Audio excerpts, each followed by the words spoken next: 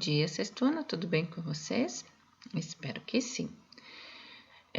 Pessoal, hoje nós vamos começar um capítulo novo, falando sobre o legado cultural dos romanos. É o capítulo 19, e ele envolve a página 98 até a página 108. A prof vai dividir ele em várias partezinhas. Nós estamos bem adiantados aí com o nosso conteúdo, então nós estamos tendo aí uma certa facilidade aí, ok?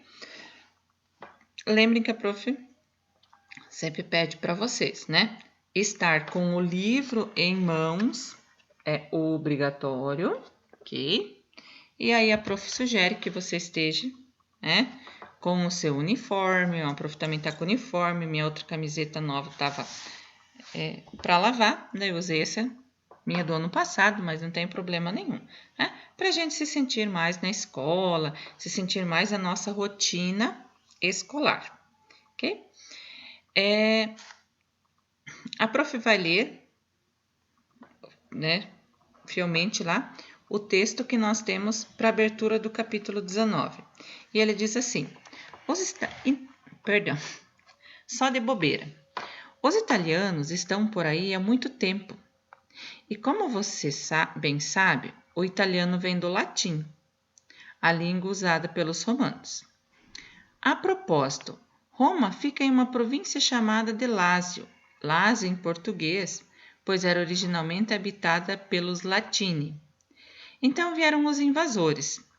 Eles vieram do norte e do sul, plantando palavras como se fossem sementes, que por sua vez germinaram em várias palavras novas, e a influência do latim continuou a se espalhar, geograficamente e ao longo do tempo. A história da língua italiana se estende por séculos e começa com o latim clássico, a língua literária da Roma antiga, e a língua usada principalmente pelas classes mais altas, pelos estudiosos e mais tarde pelos clérigos. Por isso o termo línguas românicas, dos quais o francês, o português, o espanhol e o romeno também derivam. Essas línguas eram desdobramentos ou dialetos. O italiano é a língua românica mais próxima do latim. Ao longo dos séculos, milhares de palavras em latim foram incorporadas às línguas modernas, resultando em grande parte da terminologia legal e médica da atualidade.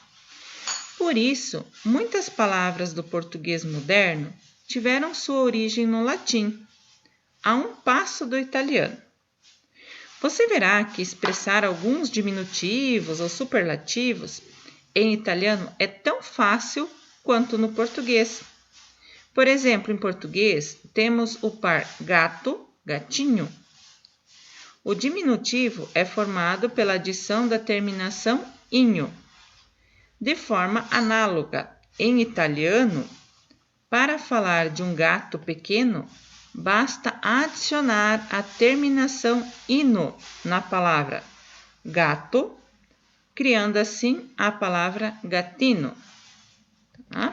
Então, o nosso texto de abertura, ele está falando sobre latim, né? Então, dá para entender que o latim tem a ver com os romanos, né? Vocês conhecem alguma palavra em latim? Se vocês conhecem uma palavra em latim, qual é essa palavra em latim que vocês conhecem? E em italiano, vocês conhecem alguma palavra? Né? Talvez vocês tenham os avós italianos, né?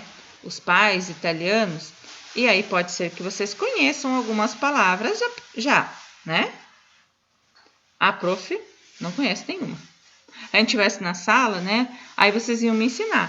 Ou depois aí no chat vocês podem me dizer, né? Quem tem origem italiana aí, vocês poderiam estar me repassando depois, né? O que vocês acham?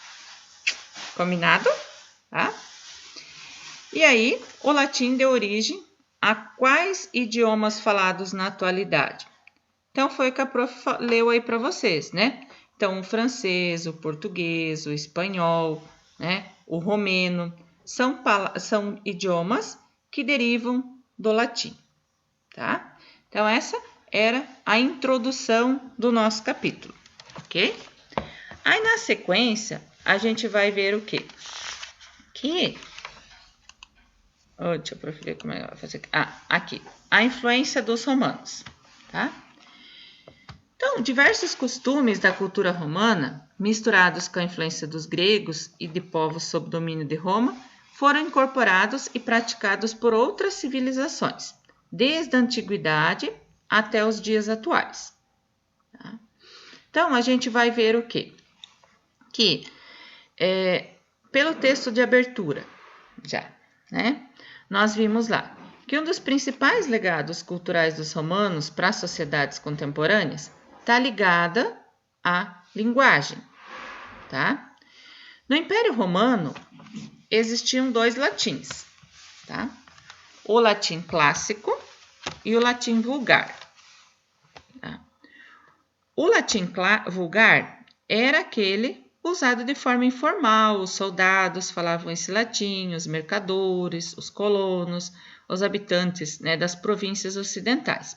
Então, o vulgar é como se fosse aquele mais simples, ok? Enquanto que o latim clássico era o latim usado pelas classes mais altas, como se fosse o latim dos ricos, né? E era o latim clássico que era usado para escrita, tá? Com a expansão do Império Romano, né? Aí essas linguagens, esse latim, ele se tornou cada vez mais usual e ele passou a sofrer várias, né, influências, ela passou a sofrer várias variações e aí isso deu origem a diversos idiomas, ok? As línguas influenciadas pelo latim, então, elas são chamadas de latinas, neolatinas ou românicas. Tá? Então, alguns exemplos aí: italiano, francês, português, espanhol. Tá? E além disso, né, em muitos países, idiomas procedentes do latim são falados por pequenos grupos. Tá? Se acredita que na Europa, por exemplo, cerca de 900 milhões de pessoas utilizem alguma das línguas românicas. Tá? Aí, o livro apresenta uma curiosidade aí para vocês, né, da crucificação de Jesus. Tá aqui. Muitos textos antigos, né, escritos importantes da antiguidade, eles foram produzidos na língua latina. E aí, para você ter acesso a esses conteúdos, né, você tem que ter um conhecimento do latim. Os escritos, por exemplo, sobre a crucificação de Jesus, né, foram feitas por escritores que não eram cristãos. E eles fazem esse relato em latim. Tá?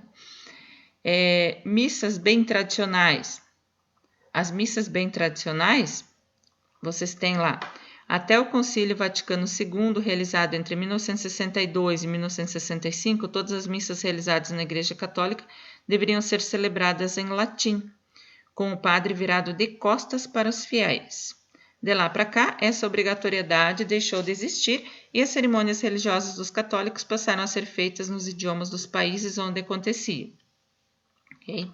Então, assim, nessas missas bem tradicionais, porque senão vocês vão dizer assim, prof, mas não era desse jeito, como que, né? Então, aqui ele já está dizendo, dessa forma bem tradicional das missas, isso acabava acontecendo, tá?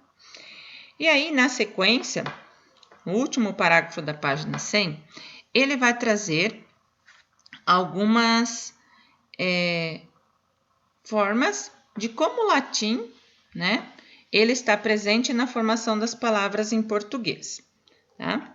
E aí a prof organizou aqui, na sequência dos slides, algumas curiosidades dessa língua latina, então, tá? Palavras ou expressões que são usadas atualmente e que têm a ver com o latim, e às vezes a gente nem sabe. Se fala a palavra habeas corpus, tá? A pessoa cometeu um crime e tal. Então, que tenhas o teu corpo, quer dizer, liberdade física, tá?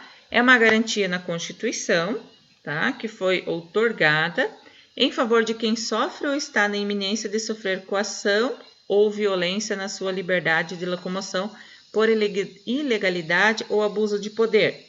Então, uma pessoa cometeu um crime, ela pode ter um habeas corpus, ela pode responder isso, aguardar o seu julgamento, né, em liberdade. Renda per capita, isso trabalha lá em geografia, né, é algo que a gente ouve falar, e quer dizer por cabeça, renda por pessoa. Curriculum vitae, currículo da vida, tá? É um conjunto de dados lá ao preparo profissional e as atividades anteriores de quem se candidata a um emprego ou um concurso. A pessoa preenche lá um currículo vitae, colocando seu nome e tal, todos os detalhezinhos lá. PS, pós-scriptum, às vezes coloca lá, tem um recado e tal, lá no finalzinho coloca PS, pós-scriptum. Após o escrito, eu vou colocar mais isso. Tá? Uma outra que aposto que vocês usam muito, etc. Tá? Et caetera, pronunciamento, etc. Et e, caetera, outras. E outras, você quer dizer, né? Se você vai falar assim, frutas, banana, blá, blá, blá, e outras, tá? Facsimile, abreviatura de fax, faça de maneira semelhante, né? Você vai imprimir lá, reproduzir. Deletar é algo que a gente também usa bastante, né? Do inglês, to delete, que vem, por sua vez, do verbo deleo, em latim, que significa destruir. Modus operandis, modo de agir. Modus vivendi, modo de viver, conduta da pessoa. Então, são expressões que se usa e que são de origem latina. A tabela periódica, lá de química, né? Então, eles têm um nome e o símbolo. Observam ali do ouro ao terceiro. O prof deixou toda a tabela, né? Mas só para conhecimento de vocês mesmo. Aqui, ó, o ouro, aurum, era em latim. Então, eles pegaram as duas primeiras letrinhas para fazer o símbolo do ouro. Da prata, que é Ag, argentum, tá? Sódio, sal lá, Na, nátrium, tá? São termos que eram usados. O legal é esse daqui, tá? Olha só. Magnum, né? O sorvete. Bono. Aqui, lux, luxo, né? O lux. Natura. Bis.